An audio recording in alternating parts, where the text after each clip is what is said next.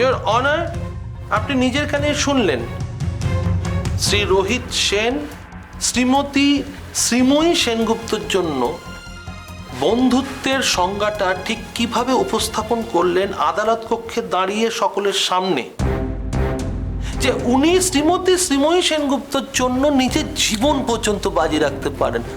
Point to be noted, your honour.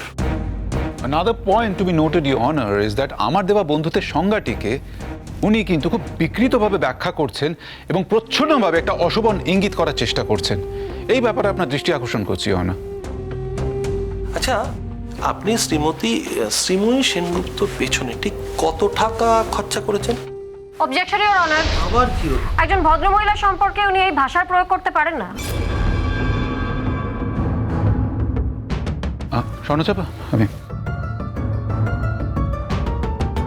আপনার উকিল হয়ে ওঠার পেছনে আপনার মাতা পিতা বা পিতামহ কত টাকা খরচা করতে পেরেছে বলে আপনার ধারণা? আমি জানতে পারি সেটা? পারি না তো। ঠিক তেমন ভাবে আপনি জানতে চাইতে পারেন না যে আমি আমার বন্ধু শ্রীময়ী সেনগুপ্তর পেছনে কত টাকা ব্যয় করেছি বা আপনার কথায় কত টাকা খরচা করেছি।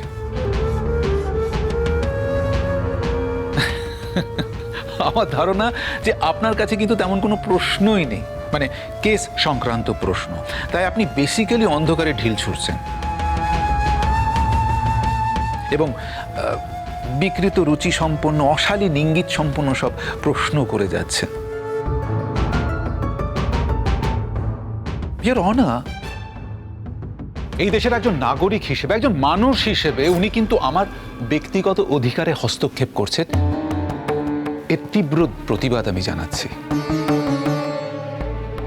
এবং বলতে বাধ্য হচ্ছি, আমার অন্যায় নেবেন না ইওর অনার, যে উনি এই আদালত কক্ষে দাঁড়িয়ে আদালত অবমাননা করছেন এবং আদালতের মহামূল্যবান সময় নষ্ট করছেন। আপনি সঠিক প্রশ্ন করুন। আপনার যদি ঘটনা কেন্দ্রিক কোনো প্রশ্ন থাকে তাহলে সেই প্রশ্ন করুন। ইওর অনার, বলছিলাম শ্রীময়ী সেনগুপ্ত যে বাড়িটা কিনেছেন বা যে বাড়িতে এখন থাকেন, শোনা যায় যে সেই বাড়ি কেনার টাকাটাও আপনি দিয়েছেন। আপনি ঠিকই শুনেছেন। আপনি কি টাকা ধার হিসেবে দিয়েছেন না দান করেছেন? আমার কষ্টপার্জিত পয়সা আমি কাকে দান করি বা কাউকে ধার দিই, এটাতে তো কারো মাথা ব্যথা হওয়ার কথা নয়। দেখুন, আমি সুনাগরিক হিসেবে সঠিক সময়ে সঠিক জায়গায় ট্যাক্সটা দিই এবং সরকারের আলাদা একটা বিভাগ আছে এটার খোঁজ খবর নেবার জন্য। আপনি সেখানে গিয়েও জানতে পারেন যে আমার কিন্তু টাকা পয়সা সংক্রান্ত কোনো সমস্যা বা কোনো গন্ডগোল নেই। ইনফ্যাক্ট ফরেন এক্সচেঞ্জ আর্ন করার জন্য গভর্নমেন্টের কাছ থেকে আমি একটা সাইটেশনও পেয়েছি। সেক্ষেত্রে আমার পরিশ্রমের পয়সা আমি কাকে দান করি, কাকে ধার দিই, এই প্রশ্ন কেন উঠে আসে জানতে পারি কি?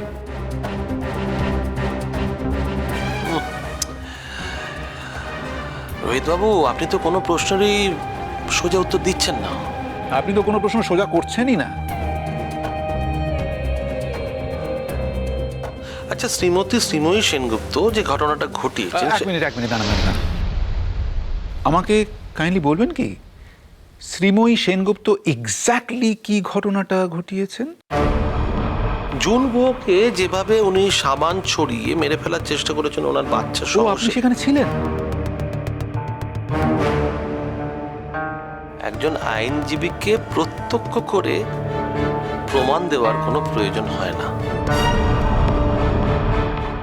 সার্কামস্টেন্সিয়াল এভিডেন্স একটা কথা আছে। ইওর অনার, আমি একটু কনফিউজ ফিল করছি। মানে এটা কি অলরেডি প্রমাণিত? সার্কামস্ট্যান্সিয়াল এভিডেন্স অর আদারওয়াইজ যদি প্রমাণিত হয়েই থাকে তাহলে পরের প্রশ্নটা হচ্ছে আমি এই কাঠগড়ে এক্স্যাক্টলি কি করছি? তাহলে তো আমার এখানে থাকার কথাই নয়। মানে আপনার রায় ঘোষণা করার কথা, তাই নয়? আমি স্লাইটলি... আপনার কি আর কোনো প্রশ্ন করার আছে? ইওর অনার, আমি ওনাকে যে প্রশ্নই করছি উনি তো তার উল্টো পাল্টা উত্তর দিচ্ছেন। Mind your language mister lawyer, mind your language, উল্টো পাল্টা কথাটা, এই টার্মটা ব্যবহার করবেন না। আপনি আমাকে কয়েকটা প্রশ্ন করেছেন, আমি তার প্রত্যুত্তরে কয়েকটা প্রশ্ন নিবেদন করেছি মাত্র। তার একটার উত্তর তো আপনি দেনইনি, বরঞ্চ এড়িয়ে গেছে। প্লিজ খেয়াল রাখবেন যে শ্রীময়ী সেনগুপ্তর মামলার এখন হিয়ারিং চলছে,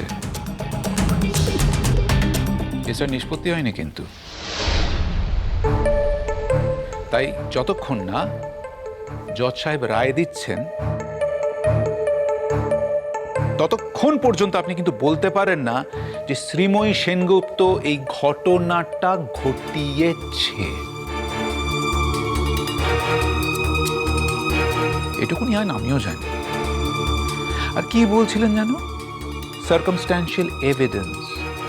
বেশ, তাহলে এক্ষেত্রে যদি সেটা থেকে থাকে এবং সেই সার্কামস্ট্যান্সিয়াল এভিডেন্সকে প্রমাণ হিসেবে গ্রহণ করা হয়, তাহলে আমিও ধরে নেব যে মামলাটা নিষ্পত্তি হয়ে গেছে এবং আমরা শুধুমাত্র জজ সাহেবের রায় শোনার জন্য অপেক্ষা করছি। সেক্ষেত্রে জজ সাহেব, আমার একটা বিনীত প্রশ্ন, আমি এখানে কি করছি? বা আমাকে কাঠগড়ায় তুলে আমার সময় কেন নষ্ট করা হচ্ছে? আমি উইথড্র করছি। বলছিলাম যে শ্রীময়ী সেনগুপ্তকে নিয়ে যে কেসটা এখানে হয়েছে, সেই ঘটনাটার সম্পর্কে আপনি কি বলবেন? আমি একটা কথাই বলবো, শ্রীময়ী সেনগুপ্তকে আমি যতদিন ধরে চিনি,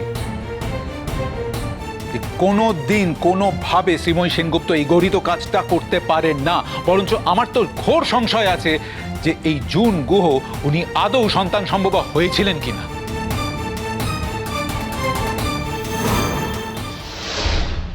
আপনার কি কোনো প্রমাণ আছে? আপনি এত বড় কথাটা যে বলছেন, আপনার কাছে প্রমাণ আছে তো?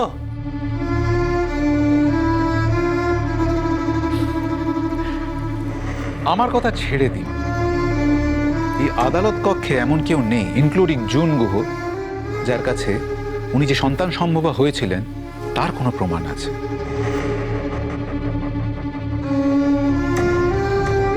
থাকলে আমি চ্যালেঞ্জ করছি ওনাকে, দিন একটা প্রমাণ দিন।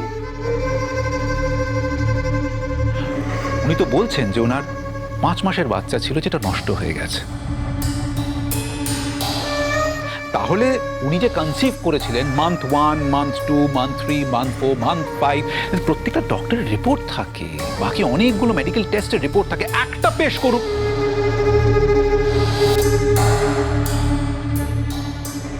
উনি একটা পেশ করুক, কিন্তু না, উনি করতে পারবেন না। আসলে কি জানেন তো, এটা তো একটা নাটক ছিল। কারণ 9.5 মাস বাদে লোকে তো জিজ্ঞেস করতো কি হলো বাচ্চাটার, কি হলো, তুমি যে সন্তান সম্ভবা, কি হলো, ছেলে হলো না মেয়ে হলো, বাচ্চা কেমন, এসব তো প্রশ্ন করতো। তখন উনি কি করতেন? তাই উনি একটা নাটক রচনা করলেন। এক ঢিলে 2 পাখি মারা হয়ে যাবে। ওই বাচ্চাটা সম্বন্ধে কেউ আর জিজ্ঞেস করবে না, বরঞ্চ সহানুভূতি প্রকাশ করবে, আর শ্রীময়ী সেনগুপ্তকে দোষী সাব্যস্ত করা যাবে। কিন্তু ইওর অনার, উনি ভুলে গেছেন যে গত 1 বছরে ওনার কি কি অ্যাক্টিভিটি, স্পেশালি ওনার ক্রিমিনাল অ্যাক্টিভিটি, সব রেকর্ড আমার কাছে আছে। ইওর অনার, এই খামে গত 1 বছরে জুন গুহ কি কি করেছেন, পুলিশ রিপোর্ট, কমিশনার সাহেবের report, news paper cuttings, in fact একটা মেমোরি কার্ড আছে যেখানে বিভিন্ন টেলিভিশন চ্যানেলে যা যা হেডলাইন্স হয়েছিল যখন উনি শ্রীময়ী সেনগুপ্তকে নারী পাচারকারী হিসেবে একটা বদনাম দিয়েছিলেন, ফাঁসাবার চেষ্টা করেছিলেন, সব কিছু রিপোর্ট এখানে আছে।